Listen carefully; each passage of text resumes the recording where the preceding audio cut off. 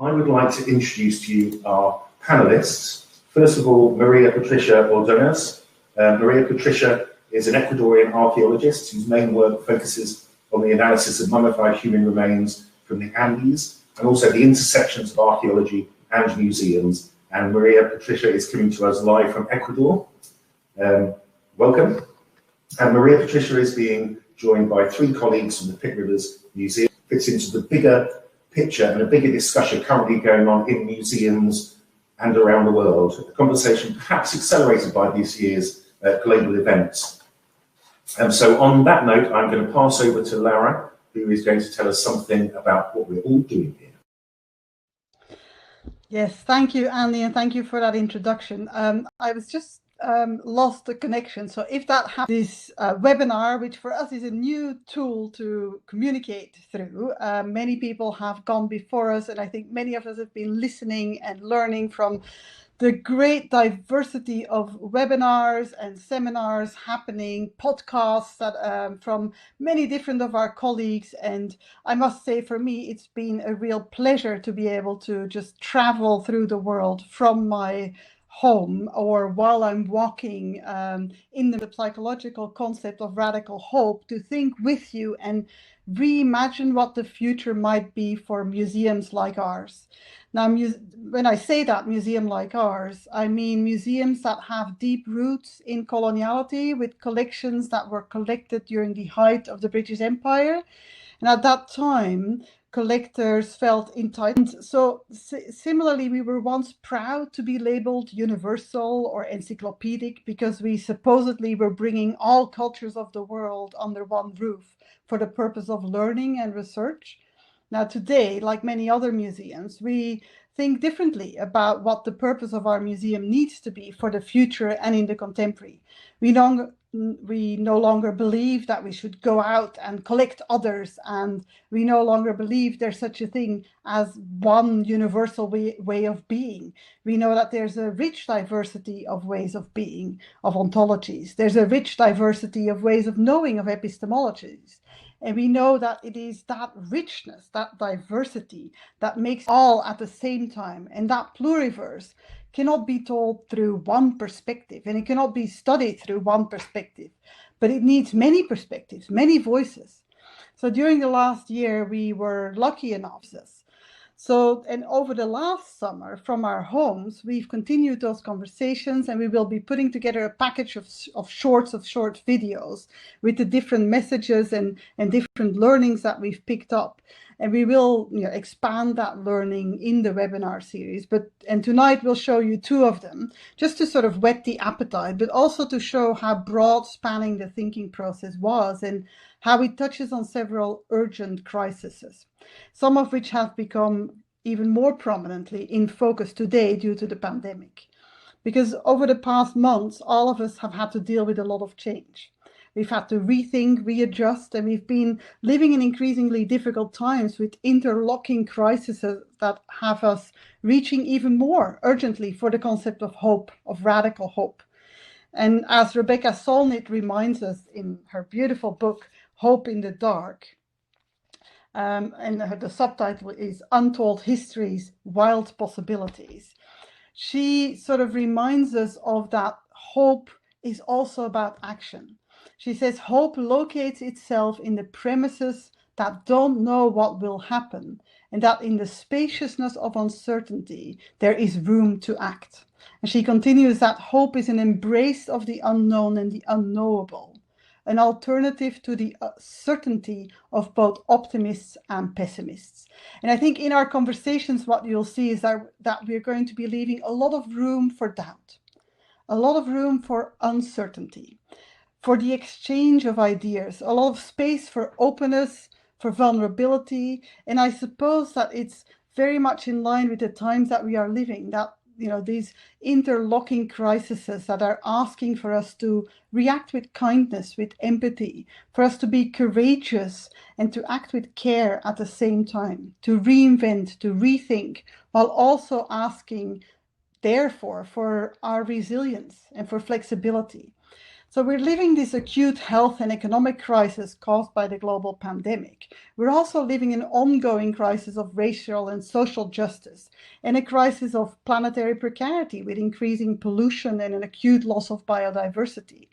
And I think we all grapple with these matters in our own ways.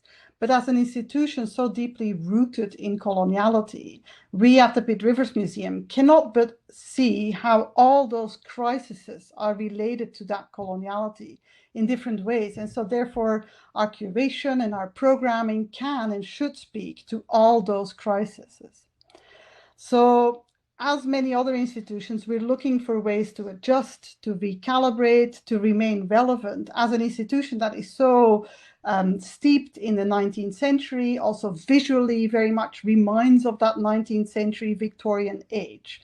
And we've then turned to that concept to the lens of radical hope, very much in a sort of finding it I find it a very helpful concept for us to not fall into a paralyzing sense of despair or accept the status quo, but to really think with that concept, which is really philosophical and also a psychological concept of radical hope that's been written up by different authors. One important one is a book by Jonathan Lear, that reflects on the way Crowd Chief Plentycoo was able to lead his people through a time of great turmoil, when his culture had to reinvent itself because it experienced a total collapse in the sort of 19th century, when they needed to move to the reservations and they needed to navigate a new reality that required them to reinvent all their cultural concepts.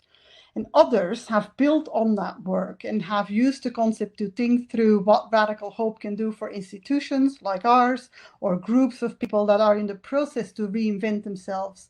Not so much because they have had to reinvent the cultural concepts they live with, like the Crow had to do because of a change in where they needed to go and live, but more because they had fallen out of love with the concepts that they used to adhere to and that used to form their practice.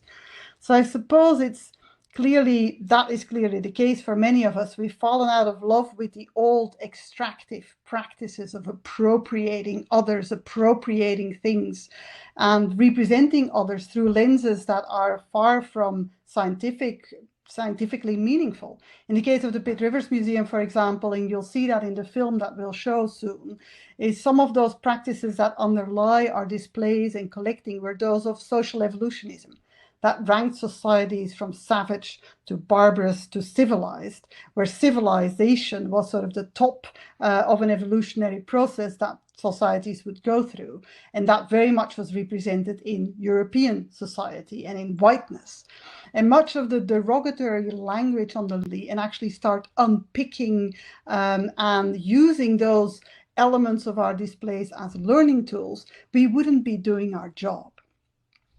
So it would in fact be a bit of an embarrassment to continue to do that in the same way and to go back to those old ways of being, as Dreyfus, who's one of the authors who also builds on radical hope, says. You would only do that in a state of sort of delusionary nostalgia. It would make no sense to go back to that state or to continue that state. Because if we are to be an institution that deeply cares for people as much as for the things that they make, and if we were an institution that aims to undo epistemicide, this process of erasing other ways of knowing and other ways of being by imposing a Western gaze on objects, philosophies, stories, then what avenues might there be that we could explore?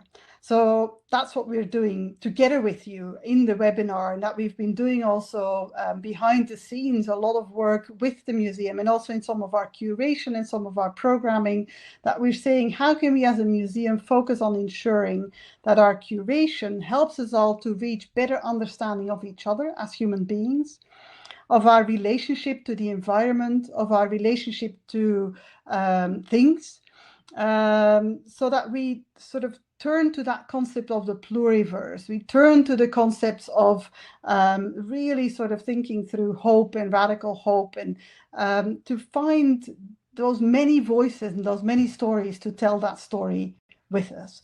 So we're given that we want to continue on that trajectory, and we know that that requires us to not do this alone, but to very much do it in partnership as a hopeful institution working with stakeholders from around the globe, we very much have put working together, collaborating, co-curating, co-creating, listening, learning at the core of everything that we do.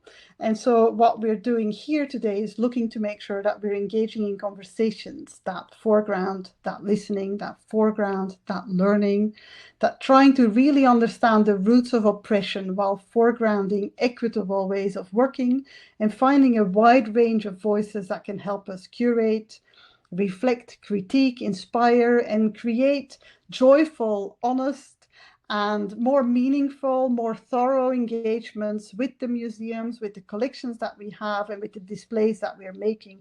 And we're really pleased that you will be with us, thinking things through, offering maybe, hopefully, your advice on new ways of working, critique some of the ways, the things that we've been doing or that we should be trying to improve as critical friends. And we are looking forward to hear from you and to work with you and to engage in this exercise of an in-depth conversation over the weeks and months to come.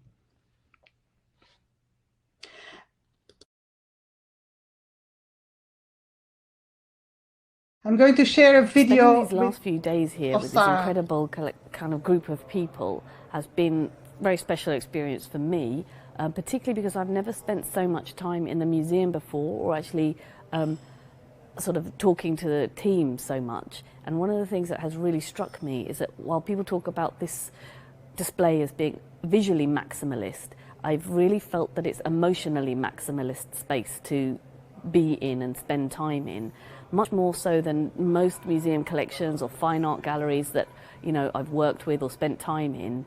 The feelings, the big human issues of death, loss, love, beauty, and pain are much closer to the surface in this collection. You're crowded in emotionally, not just visually and materially, but emotionally. There's a very high pitch and a sort of emotional reverberation in this space, in this building. And noticing the reaction of the other international delegates as well, you feel that mirrored and sort of amplified and reflected. Also, listening. Thank you. We just wanted to show you a short bit of video from our colleague Sarah Wajid, who I think perfectly summed up that feeling, that kind of the emotional feeling of being in the Pitt Rivers Museum. Before we go to our first panel discussion, we'd also just like to show you a short film, about 3 minutes, of the removal of human remains from the Pitt Rivers, just to give you an idea of what actually took place.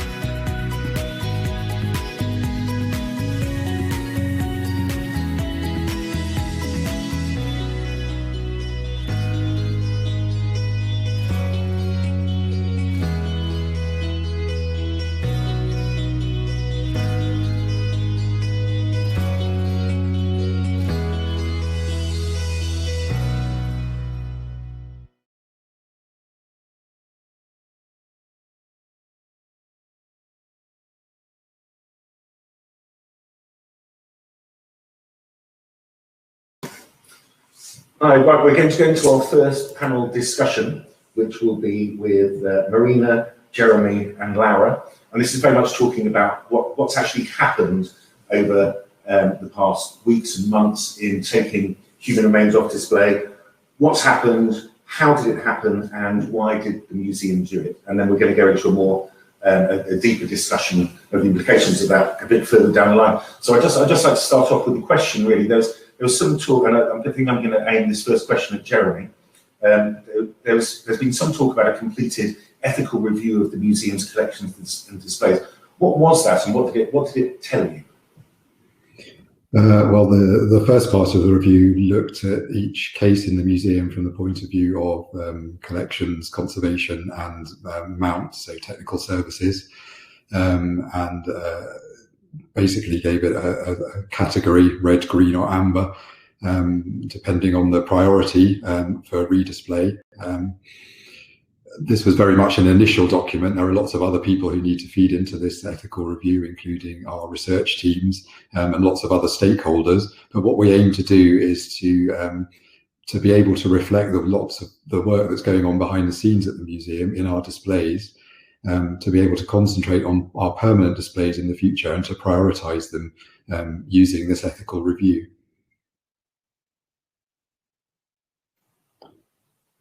Sorry, Andy, I think you're muted.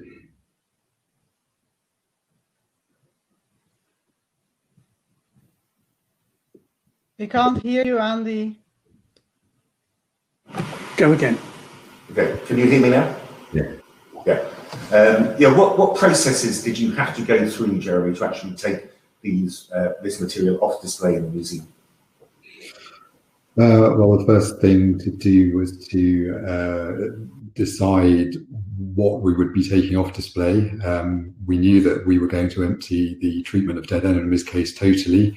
That contained the shrunken heads and also many Naga modified skulls. But we also discussed what other objects within the museum should come off display. Once that had happened, we were fortunate enough to be able to get a small team of people who are working currently for the whole of the museums, doing a packing project, and 3 of those were able to help us because it was actually quite a big job to actually take all of these human remains off of display, photograph and document them properly. Most of them needed custom-made storage boxes, it took about 3 or 4 weeks to complete the process. Who makes the decision to remove this kind of material? And I can see that a discussion has gone on, but this could have happened at any point in the past. What creates the decision at this point? Well, I think that's a good question. I think there's a lot of different circumstances. There have been lots of discussions about the human remains and the shrunken heads in particular over the last 20 years. And I think we finally reached the point where it was appropriate to actually take action and remove this material from display. And rather than having the point of view that we would keep it on display until someone asked us to remove it, we decided that we would remove it and then engage in discussion with the originating communities about whether it was appropriate to be on display, and if so, how those communities want it to be represented, and give the people who it belongs to a voice and a representation within the museum. Yeah, I mean, I think this brings us to a kind of an important question that a lot of people are asking about whether material will be returned to communities of origin. Has the Pitt Rivers returned material in the past? I guess this is a question for Marina, really. Yes, we have.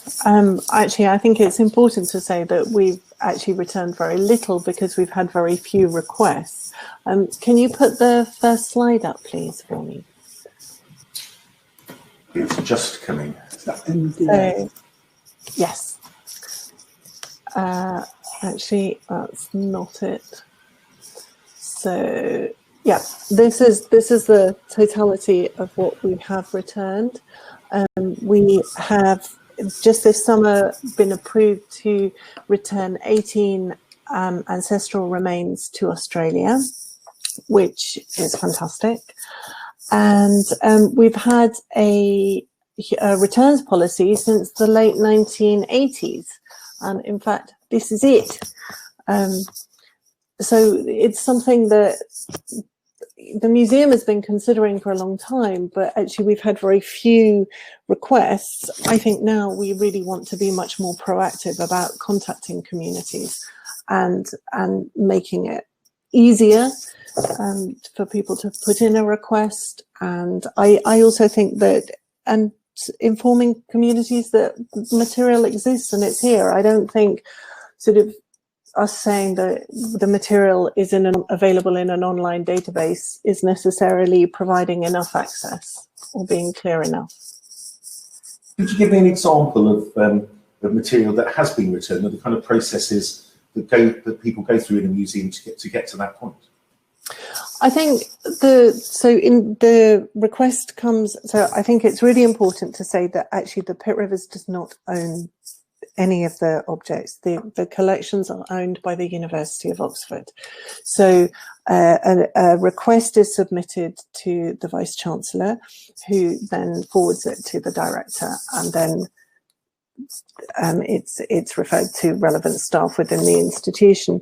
And then we do provenance research, and also we work with the requester.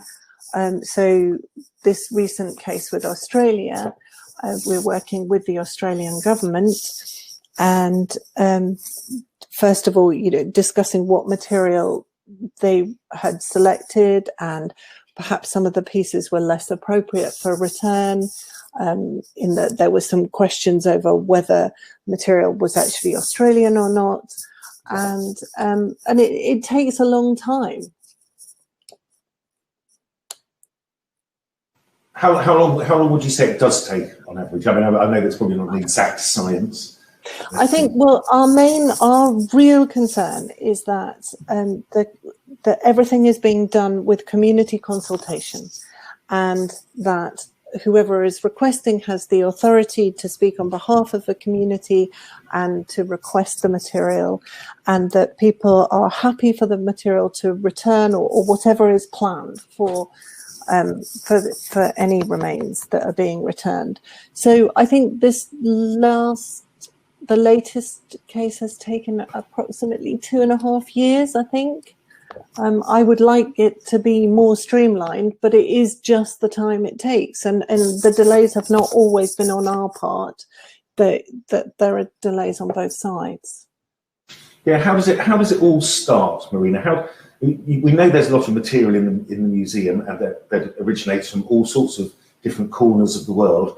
If groups are looking for material, cultural, human remains, how are they going to know that it's in the museum? Are these conversations that the museum initiates, or do these conversations have to come from the originating communities?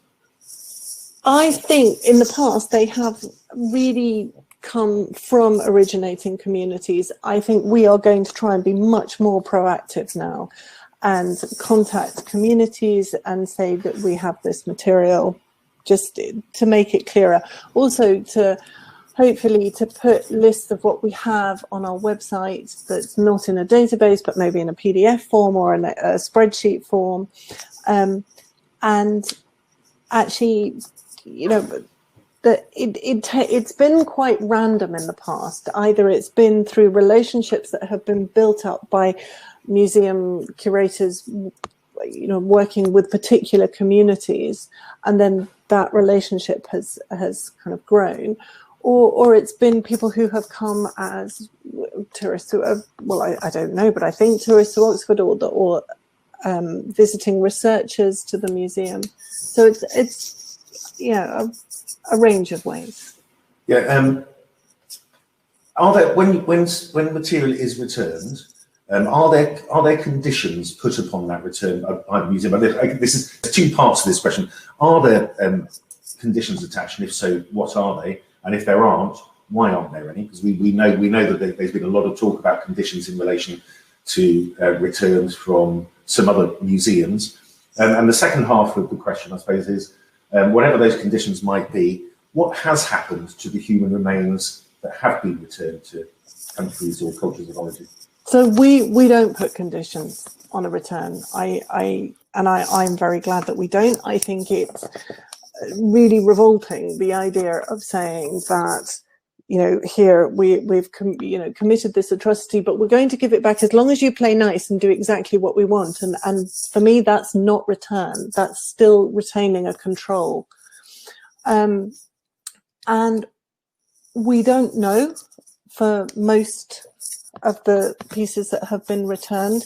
However, a few years ago, after the 1990s return of material to Australia, a colleague of ours, Zena McGreevy, was actually doing some research into what had happened to after the pieces had been returned to Australia. And she contacted particular land councils, and she had found out that actually one of the ancestral remains had been sent to a community in a cardboard box wrapped in the Aboriginal flag with no warning, causing great offence, with no knowledge that it was definitely a Tiwi ancestral remain. But it was an absolute horror. And in fact, as in my slides, I have the letter from one of the elders. If you could put my slides back up. I mean, it's quite long, but I think it's quite, let me find it. So I think I'll just give a couple of minutes, but this is why we spend so long trying to make sure that the community that, you know, the originating community is comfortable and happy with the work that is being done. Great, thank you, Marina. I guess this is a question for both Marina and for Jeremy. I mean, you've been through this experience of physically removing objects, packing them, taking them out of the museum. Did it all go smoothly? And where is all that material now? And what's going to happen to it over the next year? What are your thoughts on that, Jeremy? Yes, the process of taking them off display went very smoothly, and as I say, we made custom-made boxes for most of the objects. Currently, the human remains have gone to our off-site store.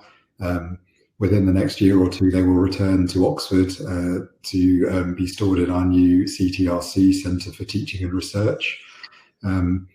And we will be continuing the process of contacting communities and continuing to work on the remains and work on the potential repatriation, or potentially collaborating with originating communities on how they might be displayed in the museum, if that's appropriate. But bearing in mind that there has been a lot of interest online and in the press about the removal of these remains, do you think that the processes that you guys went through as collections and conservation was the right approach, or is that an impossible question to answer? I think it's a difficult question to answer, but I think it probably helps us who work in the museum when we've been present, when we've seen people whose ancestors these human remains are, when we've seen their reactions and been in the middle of the incredibly emotional response, that we understand how significant human remains are.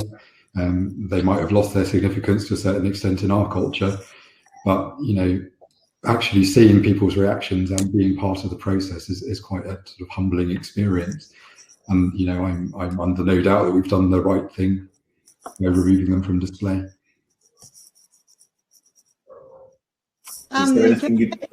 There's be a lot of connectivity issues, and I think it's a bit difficult to ignore that. There's dozens of people who are struggling to stay connected.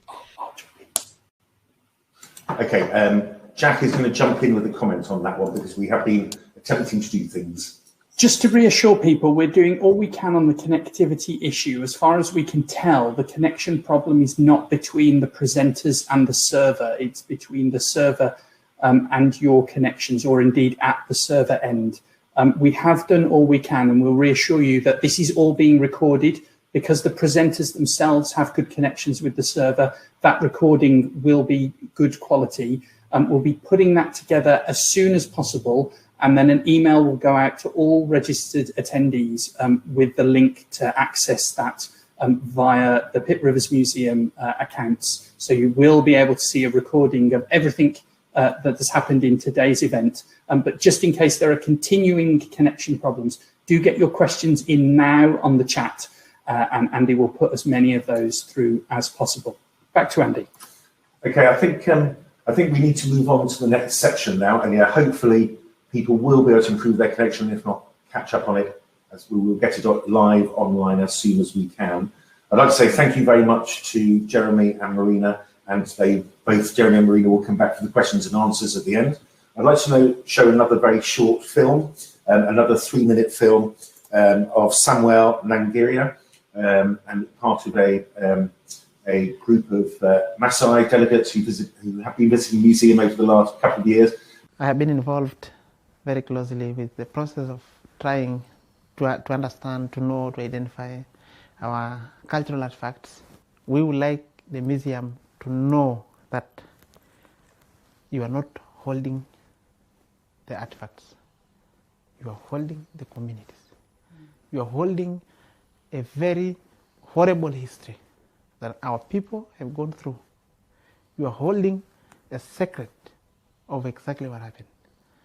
And you are holding the keys to be able to enable the communities and people, individuals and communities, to understand. And from that understanding, we will be able to get a new direction, retrieving the history and setting the right history, setting the right information. Because it's only then that we can think about radical change. Unless we learn, unless we understand, unless the museum is ready to compromise some of its establishing principle to be a place of people, not to be a place of artifacts, like to be a home of people, to understand the people, to understand the feeling, to understand the emotion, to understand part of history, what we've gone through as a people. So if we need to get radical change, it's actually the museum has to decolonize its practices. The museum has to be not for science alone, but for humanity. We've been feeling emotional. We've been going through radical kind of vibration in our hearts when we see this object. These objects, you see objects, we see our parents, we see our ancestors. It's an opportunity that we see the planet is shaking. Everybody is worried about the future, climate change. But it's the result of irresponsible kind of life we have lived. We have detached ourselves from nature. We have detached ourselves from cultures that have permanent relationship with nature. And we have been dwelling with science, investment, money, and all this. And I think everyone is now a witness that it's time to reflect. And indigenous people will lead the world in that direction of reflection. Thank you.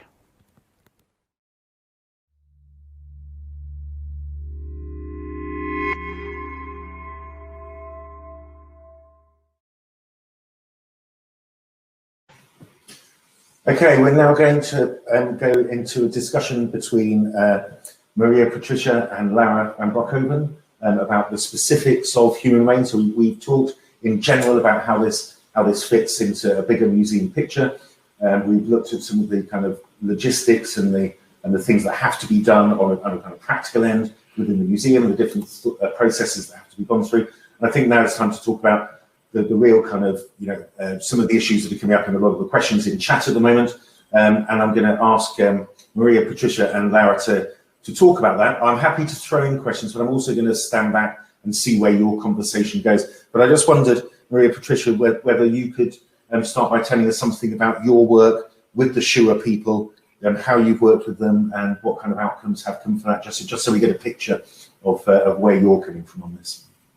Hi, yeah, thank you. I think that would be a good point to start this conversation. I wanted to present what we have been doing over here in Ecuador with discussions with the Pitt Rivers as well. I have a couple of slides. I don't know if they could be for a couple of things. The Galapagos Islands is one.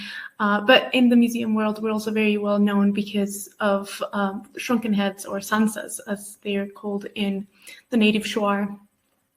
And so these sansas have been collected since the late, that somehow reinforces the idea of an Amazonian, let's say, vengeful and savage, to use a word that has been used before, community.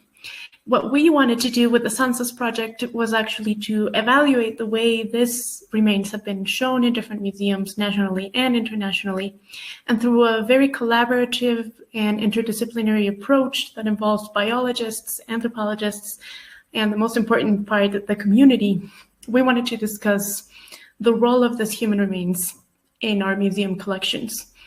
And so with the help of the Museo Pumapungo, which is a national ethnographic repository of collections in Ecuador, in Cuenca, the National Institute of Heritage, of Cultural Heritage, the university where I work, Universidad San Francisco de Quito, and their medical systems, we started this project where we would look at 14 different shrunken heads from 3 different collections through a very biological lens, but also that would involve the community actively in the research.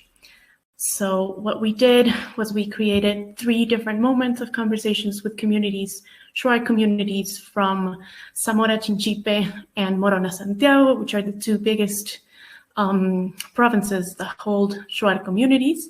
And they were public discussions as well as private discussions. And we got to hear a lot about how they felt and how they saw these human remains being displayed. After each of these conversations, then we would decide what to do in terms of research for the remains. And what you can see here is, for example, after one of such research, such conversations, we went on to take DNA samples of the 14 heads to try and create DNA profiles that would help us discuss something that was very much in the mind, not only of the museum professionals, but also of the community, which was the discussion about forgeries and authenticity of sansas in museums. Now, one of the research questions we had was, are the sansas that have been collected nationally, some of them came from custom seasons from the National Heritage Institution, could we actually try and pinpoint a location where they were made or where they could be sent back? Or if we could find a community that could actually decide on their on the way they were displayed, for example. And what we came to find out was that collectively the Shuar look at this remains as part of their collective heritage that needs to be preserved, and they're not as interested in where they come from locally, but rather what we can learn from them in terms of, for example, DNA profiles or manufacturing techniques. This is part of the DNA extraction process. In every single step of the research, representatives of the communities were present, so they could also teach us, and we could learn a bit more of how they felt about the objects, how they felt they should be treated, what kind of things they saw that were different or new, or actually very much in line to what they knew about the remains. And well, we also scanned them in a CT scanner, very much like the ones you would use today in a hospital. So we could later on make a 3D reconstruction. And I have a little video, if maybe they can play it, of one such reconstruction. There you go. So what this allows us to do is that once we have imaged the object, we no longer need to manipulate it. It can be very respectfully kept at the museum, and we can work with the scans to look at very morphological issues, as for example, where the cut was made to remove the skin from the skull, or how it was sewn, or what kind of material would be inserted in the head to keep the shape, and so on. So a lot of these discussions that we were having with the Shuar had to do with what they remembered, what they had seen, what they had known about the rituals, and how that very important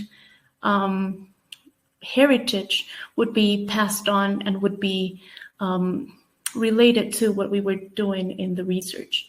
And from that point onwards, the discussions were a lot about how to give back that knowledge, how to expand the knowledge on such a practice as the head shrinking between the Shuar, but also how that is just a very, very small part of Shuar heritage. And how through this medium, through this idea of researching these objects that are so widely collected, the community could actually talk about their needs, their preoccupations, and themselves. So it's a huge undertaking to, instead of just producing more knowledge on it, it's also a retaking of the narrative about the Shuar history and their heritage in today's settings. Yeah, I don't know if there are any particular questions about that. Thank you, Maria Patricia. I guess it'd be interesting to see how we can connect what you've just been talking about, which is very much a process that's going on within Ecuador, and how we kind of translate that into Oxford and what's been happening in the Pitt River. So I guess this is a question for Laura. As always, I'm going to ask two questions at the same time.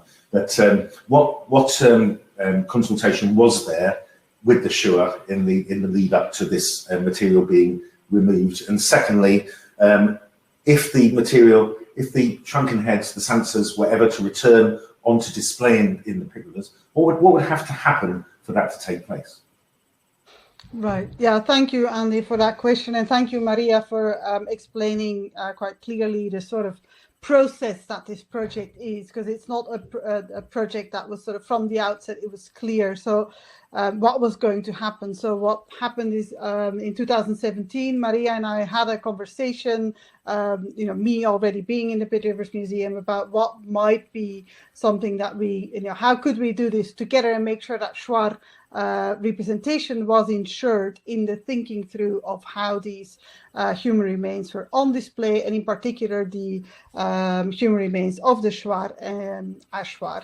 And so I think that from the outset, we were trying to make sure that this time, because we knew that there was quite a bit of concerns already raised by Shuar in the past, since the 90s already, of not wanting to be represented this way. And I have a slide actually with some of the quotes that we have in the new displays that we've put together from some of the Shuar who went to the National Museum of American, the NMAI, and I think we need to, can I just move this? Yes. So some of the, so Miguel Poinchir and Felipe Chencush, for example, when they were helping to curate an exhibition at the NMAI, at the National Museum of American Indian on the Mall, they actually was when they were still in New York, actually. They sort of already said, we don't want to be thought of as dead people to be exhibited in a museum, described in a book, or recorded on film. Our ancestors handed over these sacred objects without fully realizing the implications. So it was at that time already quite clear, and we've, can you stop sharing? That there was quite a bit of concern from the Shuar of having human remains on display and being displayed in a way that actually was not leading to any mutual understanding or any better understanding. What they were experiencing, for example, and some of the things that they've told me when in WhatsApp conversations, etc., was saying that, what we notice is people will come to our towns and they will say, oh yes, you're those murderers, you're those people who cut off people's heads and you shrink them, you're really violent, and that whole stereotype of the Shuar being very violent is a very typical stereotype that sort of in our display, the way that we had the objects on display, the human remains on display, was very much not countering any of that. It was also not telling a more completer story about how these objects ended up in our collections. And actually, for very surprisingly little research, hardly anyone is doing research on them. So that is another aspect that I think we need to sort of think about as museums, is what are those ancestral remains doing in our museums? If they're not being studied, we're not engaging, directly and quickly, because I think one of the things, for example, that many, just to react on some of the things that Marina and Jem were also saying earlier, one of the things that in many conversations with Native American communities and indigenous peoples, they're saying, why haven't you reached out to us? Why have you not come to us to talk to us and actually find out more how we feel about this? But also, why are you making us jump through so many hoops for us to be able to even get into conversation with you, jump through so many hoops around repatriation? So I think those are all things that are important for us to listen to those stakeholders. And so in our latest conversation, so there were the conversations 2017, 2018 that Maria already talked about, where we very avant la lettre, we're already present through digital means, because we dialed in through Skype when we were still using Skype. And some of the conversations were quite clear, where people were saying the way that these things are on display is not the way that we feel would be put on display if we were involved. And so if you are going to continue to put things on display, then bring us to come and advise you. Let us speak for ourselves. Let us be involved in the curatorial practice. And there's been a sort of surprising generosity also of the people like Jefferson, who Maria put us into contact with, and others, saying we're happy to think with you, to look at what we could do, because we don't only have Tsansa in the museum, we have many objects in the museum. One of the very prominent objects, for example, is the big canoe that hangs in the museum just above where the treatment of dead enemies were. And nobody speaks about that being a Shuar object. So I think there's quite a bit of work that we need to do as a museum to be better at doing our job, better doing it together with the community and also representing the community.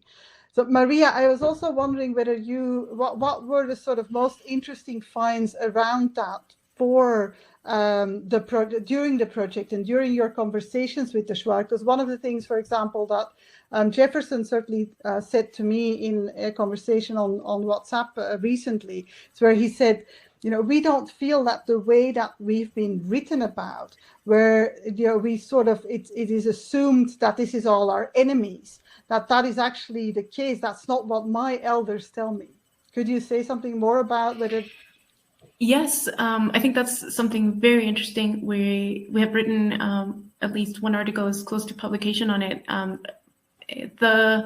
The thing that most people assume when they talk about Tsansas, because of all the literature that exists, is that, well, these are products of war, of headhunting for revenge, and so on. And so most of the Tsansas, for them to be authentic, have to be from adult males. And what we have found out is that during our DNA process, at least one of the 14 Tsansas in the National Collection is actually female. And when we were finding out about this and talking with the community, we actually got to know a different side of the Tsansa story. So yeah, some of them were indeed made out of this confrontations between communities, but also some of them were made from people that were very close to them. Females, even shamans that were very powerful and close to a community.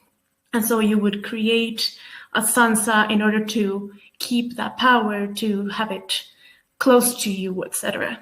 So that brings a whole other lot of considerations in what you expect to find in a collection, or how we as complete foreigners from the culture would look at the collection. And so when you think about it in this terms, it also opens up the discussion to all the other objects that could be related in a similar symbolic way that we are ignoring to center in this very particular object of the culture. And so these are some of the things that are popping up. And again, this is constant discussion of how to take back the narrative and talk about everything else that make the Shuar, and not just the Sansas.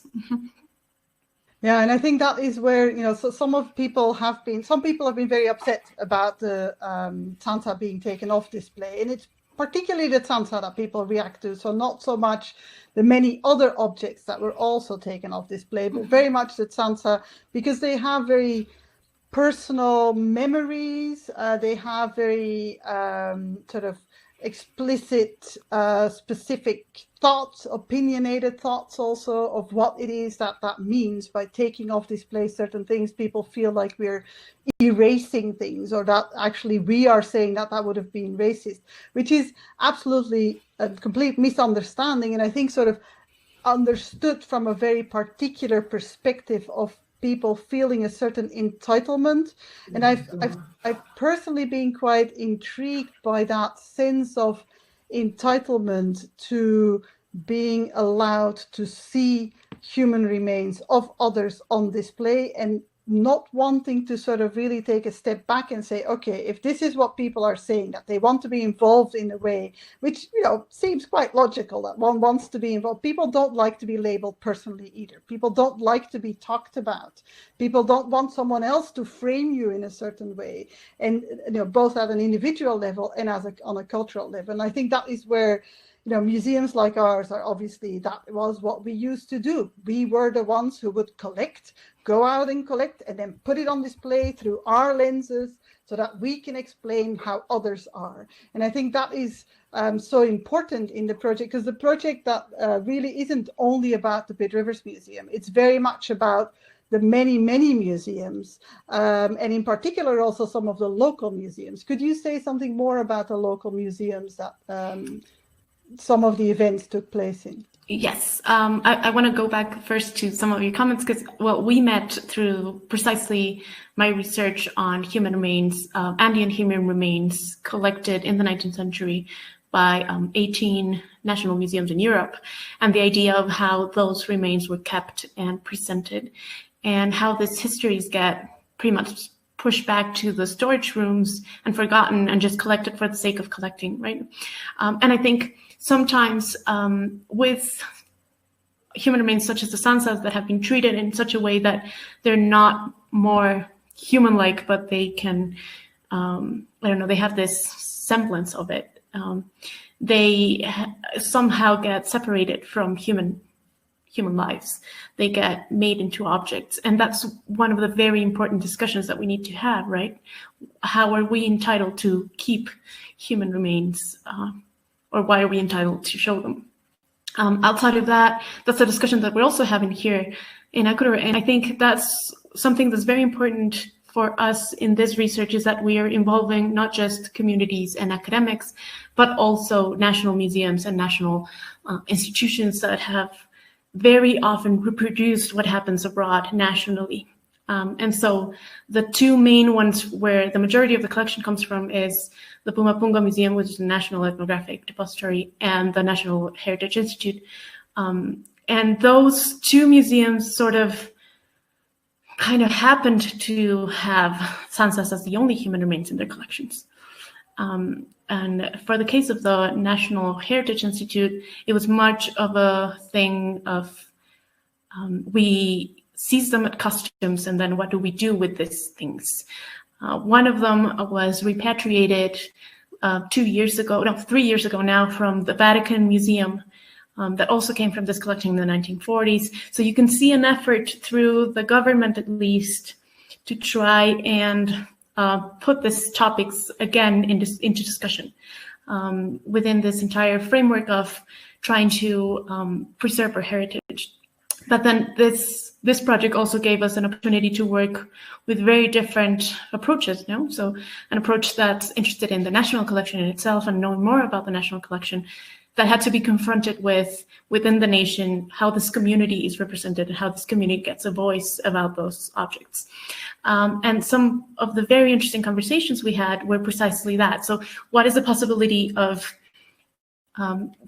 these nationals are almost always located in a very central city. and the native communities are not. They're very far away from these cities.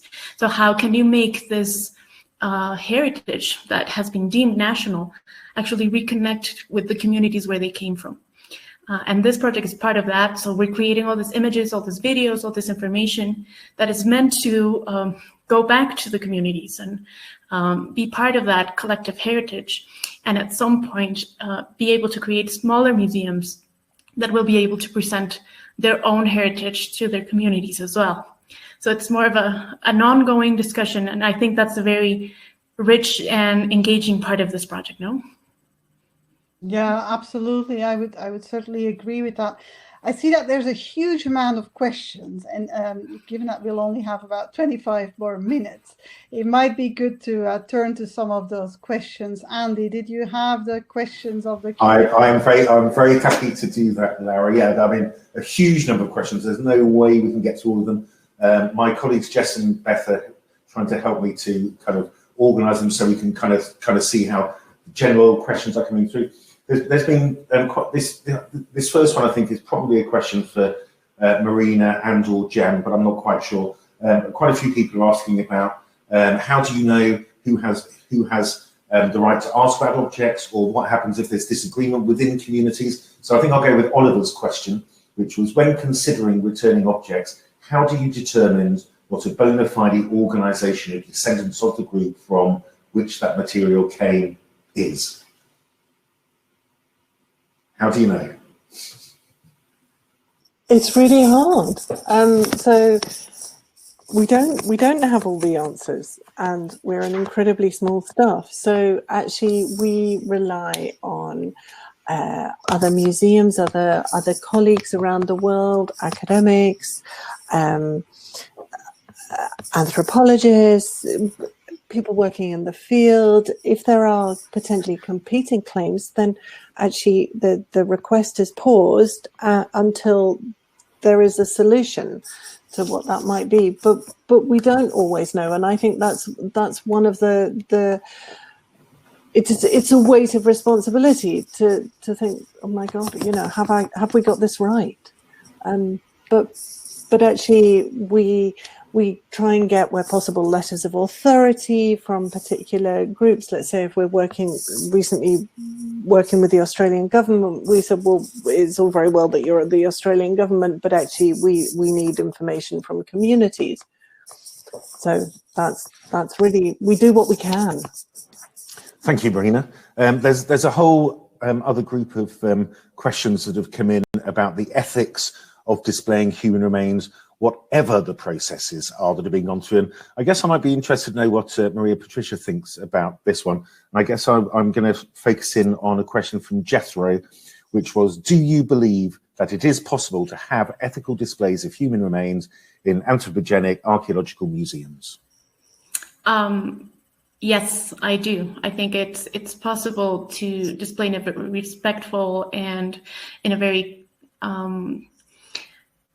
in a way where all stakeholders have a say about it. I think some museums have done a lot of work in terms of, for example, digital imaging, or, for example, making a choice to for audiences to look on or not at human remains.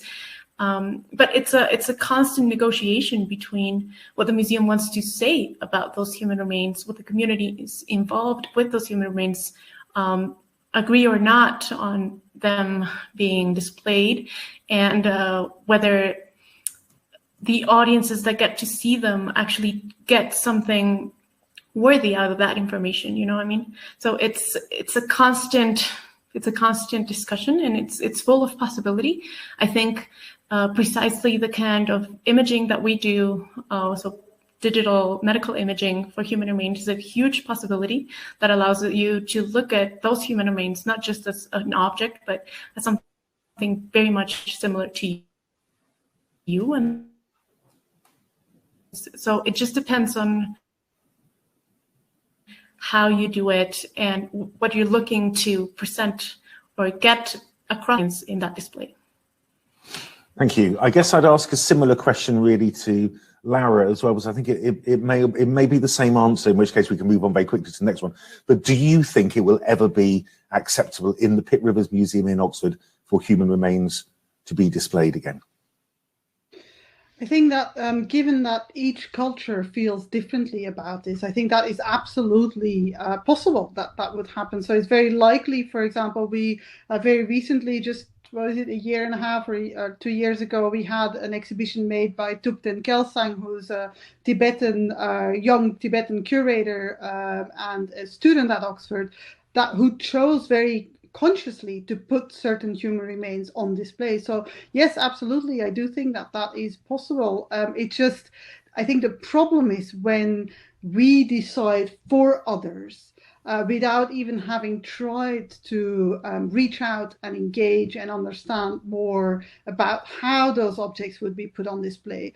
Also, it would be really helpful for us to do our work of trying to see, is, as Maria was also saying, is this actually conveying the messages that people would like for them to be brought forward, that will lead to more mutual understanding, that will lead to a broader narrative, instead of sort of what I think, what we know from the research that was done, and that was done in the early 2000s already, some of that research, that people, the way that we had to display now was much more a sort of almost direct segue into stereotypical thinking about others.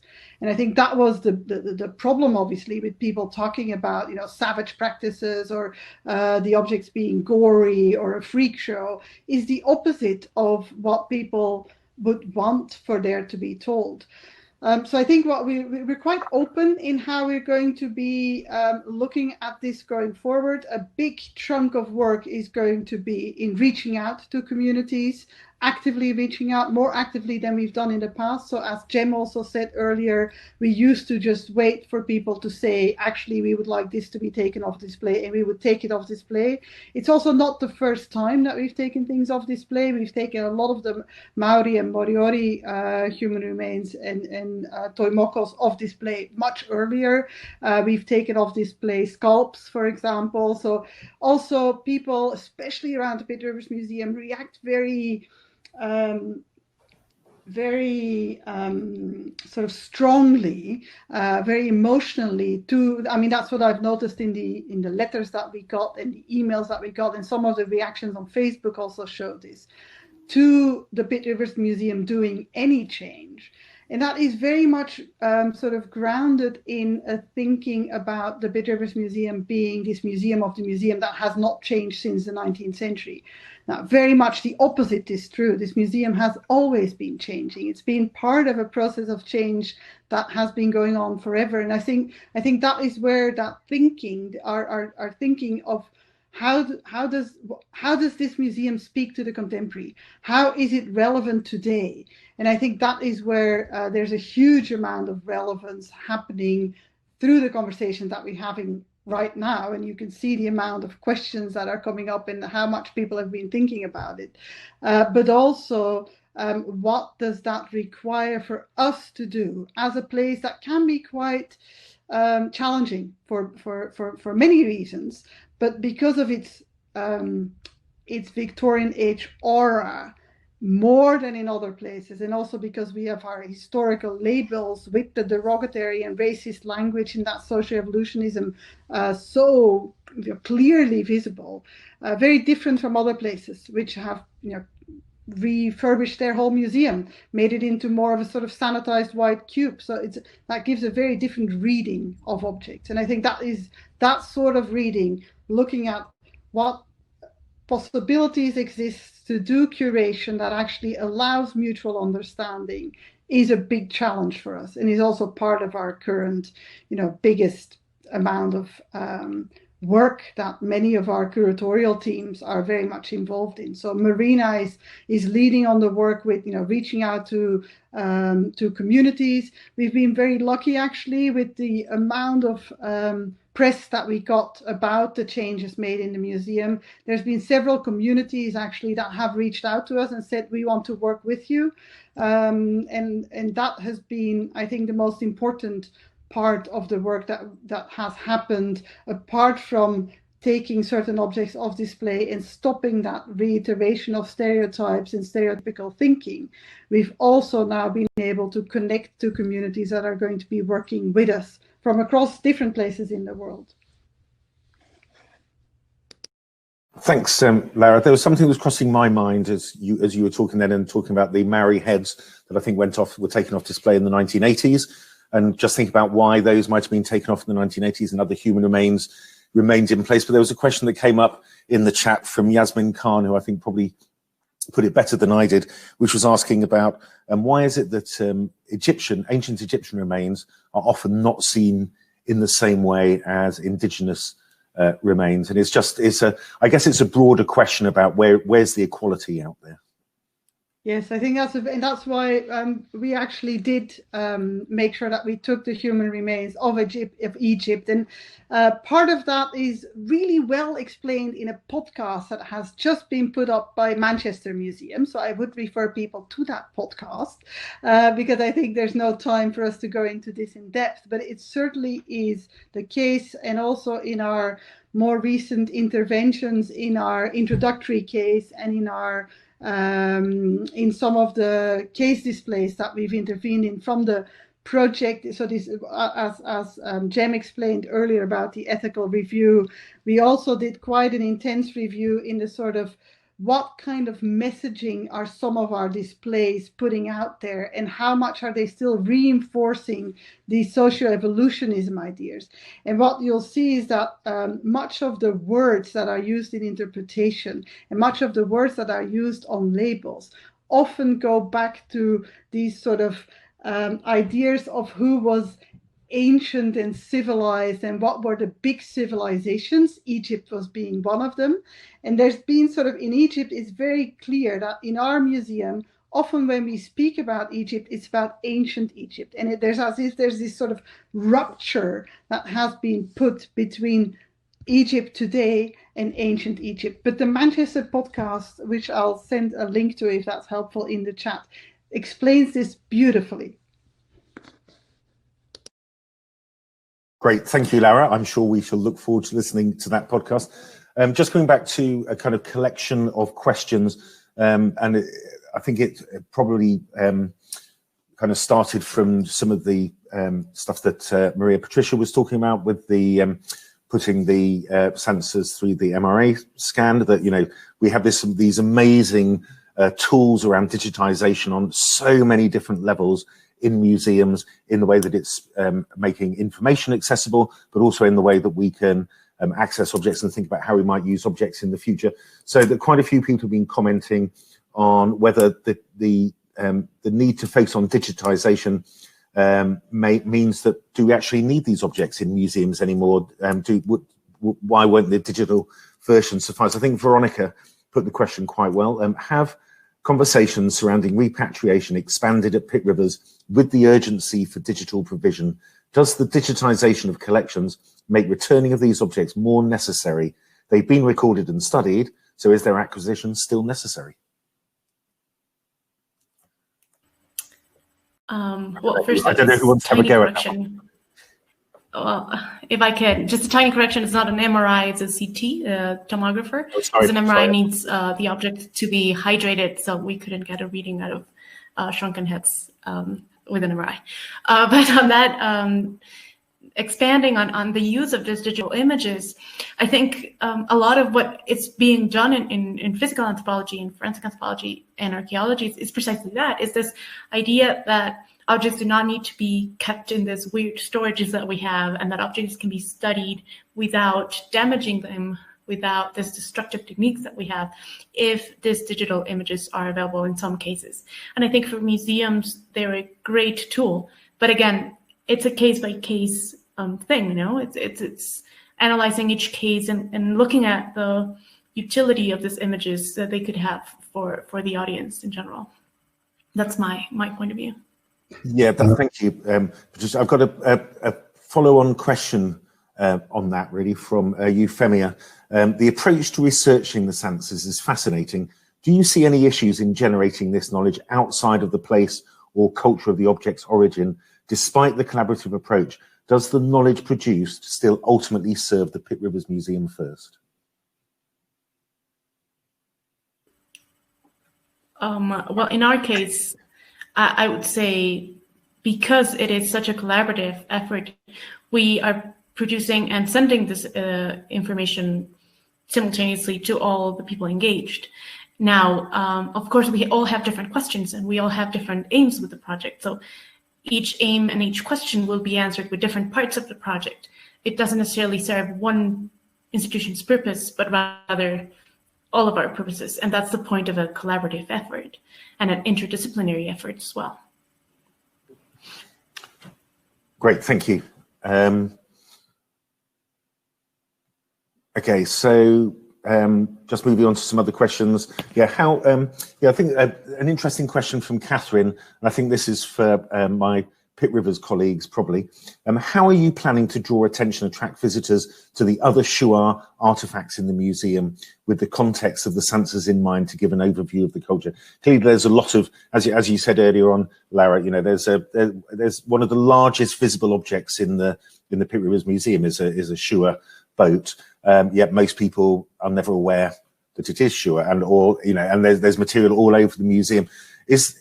Is there a plan to highlight some of that material as a kind of balance against the removal of the Sansas?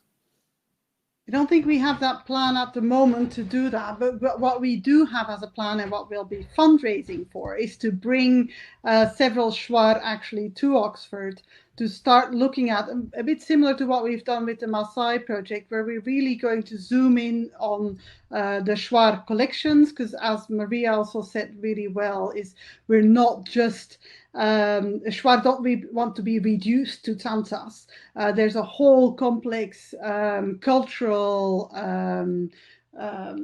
set of concepts, of objects, of thinking, of philosophy also, that they would want to be able to talk about. And so we would want to sort of use the objects that are in the collections and possibly also add to the collections, which at least, because I mean we've said this before, often people think about repatriation or these projects where we're taking things off display as something that they're losing something or that there's a sort of erasure happening.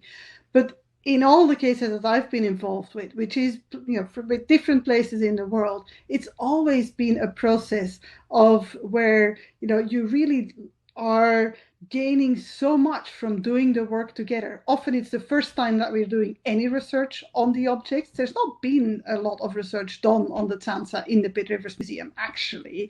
That's why they've been on display continuously, and conservation didn't even have the chance to do some of the most essential work that needed to be done on some of the Tansa to keep them, the cords which are, on the Tansa, to carry them around as part of ceremonial processes, which would normally only hold about a year or so. They've been, for how many years, Jem, were they on display? Well, I think they were last looked at in about 1994, so certainly before 1994. Yeah, so I think there's so much that can come from these collaborations, which, yes, obviously the museums also benefit from. But I think that what we strive to do is to really look at equity and to look at how do we make sure that Indigenous voices, given that much of the processes that we were involved in the past was about actually erasing those voices, erasing those epistemologies. We should now, flip the tables and do the opposite. How do we listen more carefully? How do we fundraise to make sure we can bring people here? How do we use all the technological and social media tools that we have to be in more constant contact? So I think we're also reaching out to some other museums in Europe, because what would obviously be one of the things that they would really like is to be able to go to several museums and advise in several places. So if there are museums that would like to collaborate who do have Sansa or other Shuar collections, it would be really interesting to hear from them. Thank you. And yeah, just on that kind of question of who is involved in the collaborations, who are the conversations happening with? Andrea asked, and I think this is probably a question from Maria Patricia. Were the communities part of developing the Sansas project and steering it down the biological route?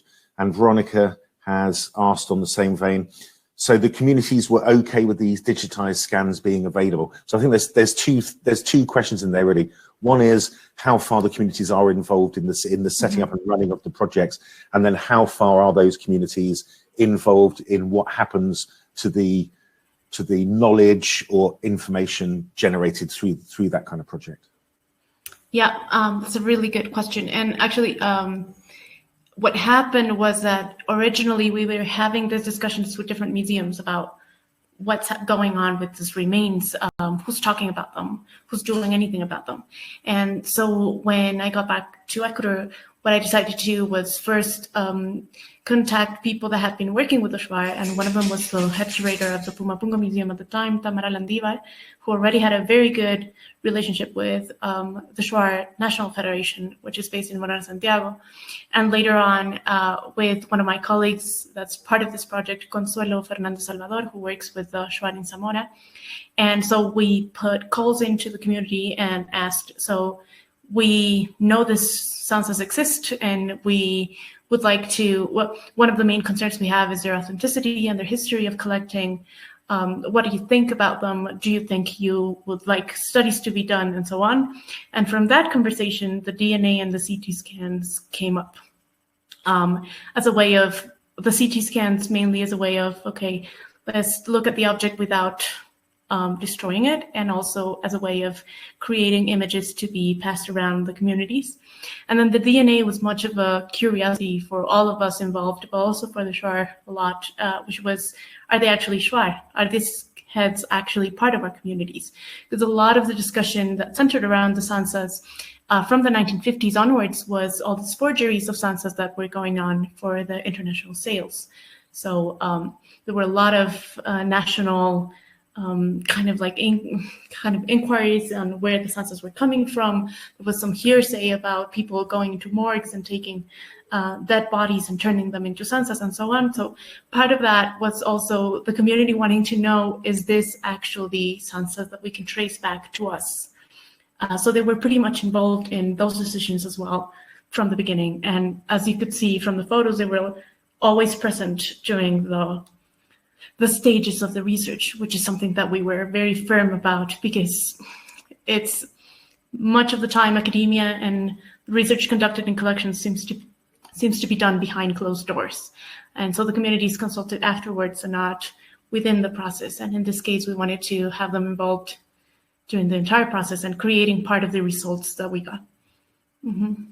Great, thank you. I'm not going to touch on Andrea's question about, are you going to keep the Victorian labels? This is the start of a series of online events, and we will be looking at labels towards the end of this year with an event called Labelling Matters, and it's something that a lot of people are asking us about. I think we have time for one more question, and there's quite a few people asking about the kind of wider implications within the museum sector, within Britain and around the world, and of course the shaping of government policy itself.